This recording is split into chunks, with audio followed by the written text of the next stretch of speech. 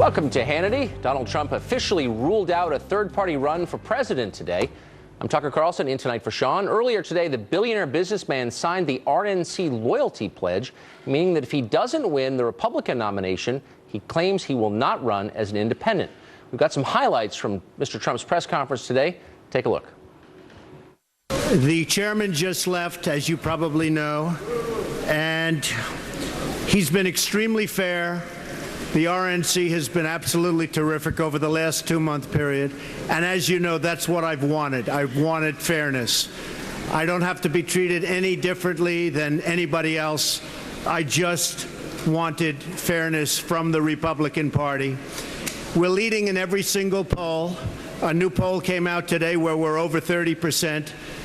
We've actually hit numbers as high as 35 and 40%.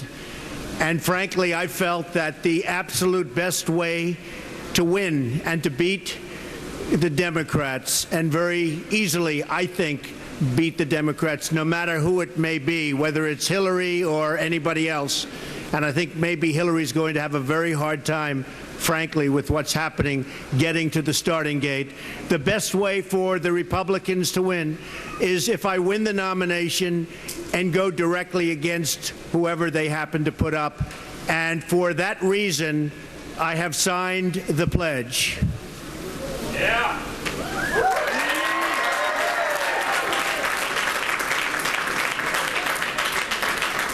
So I will be totally pledging my allegiance to the Republican Party and the conservative principles for which it stands, and we will go out and we will fight hard, and we will win.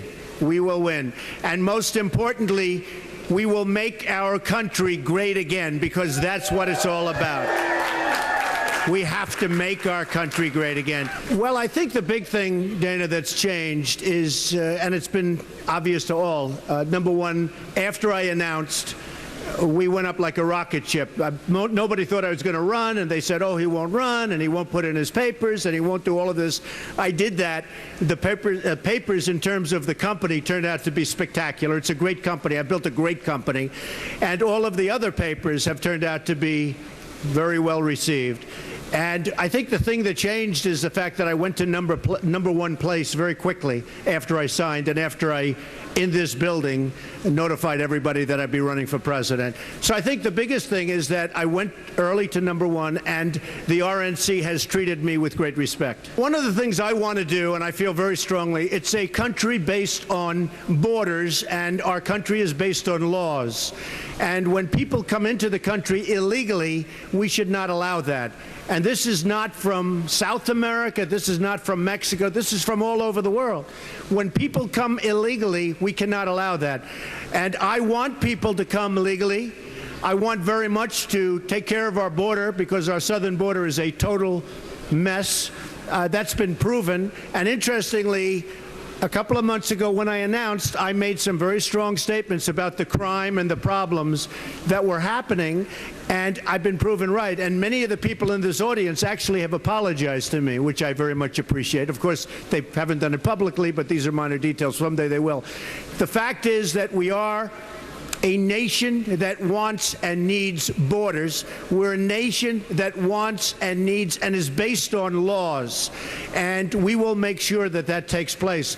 With that being said, I want people to come into our country legally. I want to have a big, fat, beautiful, open door. I want people of great talent to come in for Silicon Valley. I want engineers. I want physicists. I want people with great talent to come into the United States. When people graduate from college, you can be number one in your class at Harvard, or number one at Yale, or the Wharton School of Finance, or Princeton, or Stanford. And immediately, if you're not a citizen of the United States, you get thrown out of the country. We want those people to stay. We want people of great talent to be in the United States, to work here, and ultimately to become a citizen. We have a lot of problems. We have to take care of our vets. We have to build up our military. Just the other day, General Ordiano said that the Army is in the worst shape in its history in terms of preparedness.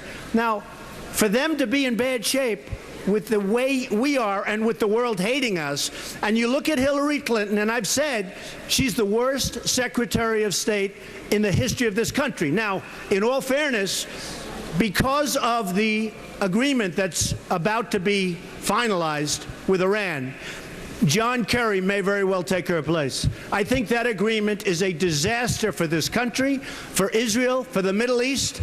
It's going to lead to nuclear proliferation, the 24-day clause, everything about, we don't even get our prisoners back. You say, who negotiates a thing like that? That won't happen, I can guarantee you, with President Trump. Jeb Bush is a very nice man. I'll be honest. I think he's a very nice person. I think he's a very low-energy person, and I don't think that's what the country needs. I hear that he's going to spend a lot of money on negative ads on me, and honestly, look, he's getting the money from special interests. He's getting the money from lobbyists and his donors. And they're making him do it because he's crashing in the polls. So I don't know what's going to happen. If he spends $20 million or $25 million on negative ads, I don't know.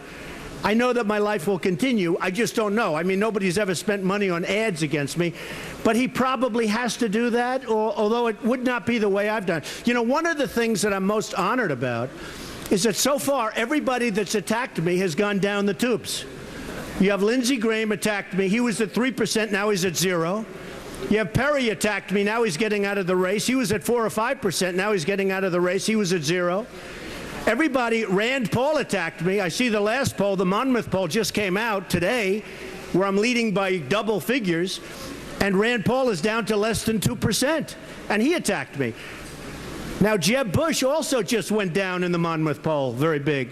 So, I don't know. I mean, he's going to spend lobbyists' money and special interest money. Remember this.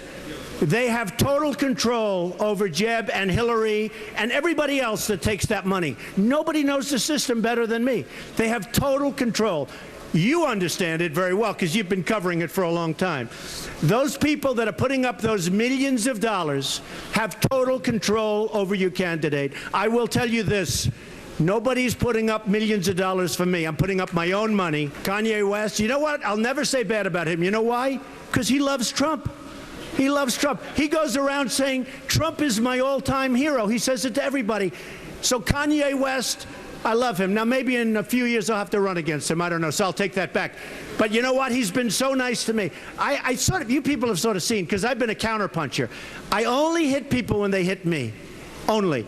And Kanye West has been so great. I would never say bad about him because he says such nice things about me. My supporters are really supporting me because I'm very competent, because they know that I'm not going to let China rip us off. I'm not going to let Japan rip us off. Japan is devaluing their yen. Very hard for Caterpillar and other companies to compete against Komatsu, their big tractor maker, and others. We're not going to let this happen anymore. They do. You talk about a trade imbalance. They have in Japan the biggest ships you've ever seen, pouring cars into Los Angeles, pouring them in. I've never seen anything like it. We send them beef, and they don't even want it. It's going to end, and they're going to like us. In this building, I have the largest bank in the world, right up in these elevators. It's a bank from China, by far the biggest bank in the world. I get along great with China. I get along great with Japan. I get along great with Mexico. I love the people. I love the people of Mexico. I love the Hispanics. I have thousands of Hispanics right now working for me. Over the years, I have employed tens of thousands of Hispanics, many from Mexico. I have unbelievably great relationships, and in the package that we gave you, you'll see there's a poll, and I'm #1 with Hispanics. You saw that. #1 with Hispanics. So, look, for our country to be great, we have to be able to make great deals. We're going to be great to the vets. We're going to be terrific. Our military is going to be unbelievable. All of these things, we're going to get rid of Obamacare and come up with something that's much better and much less expensive. We're going to get rid of it. We're going to repeal it. It's going to be out. It should have been out a long time ago. It should have never happened. But We are going to take care of our country, and we're going to bring back jobs, and we're going to bring back wealth to the United States so we can afford to save Social Security, which I'll save without cuts, so that we can afford to do the kind of things that we have to do to make America great again. Ladies and gentlemen, thank you very much. And here is your pledge. Donald Trump, ladies and gentlemen, here now with his reaction is Republican National Committee Chairman Reince Priebus. Reince, great to see you tonight. So, hey, Tucker. I remember when Trump first announced, I was hearing from people at the RNC and other leading Republicans in Washington, this guy's a buffoon, he's a disaster, he's going to destroy the Republican Party, what can we do about this? He opened tonight by saying, I've been treated respectfully by the RNC. How did that détente come about? Well, look, I mean, it's our job to treat all of these candidates respectfully and fairly, and if I wasn't doing that, then I wouldn't be worthy of being chairman of the Republican Party. So my job is to make sure that we've got a party that's ready for whoever the nominee is. But at the same time, I've got to make sure that all of our candidates pledge their loyalty to the party and also pledge that they wouldn't seek a third-party bid, because what would we be preparing the party for? So I'm happy that today happened. We've got complete unity with the 17 candidates now saying that we pledge our loyalty to the party.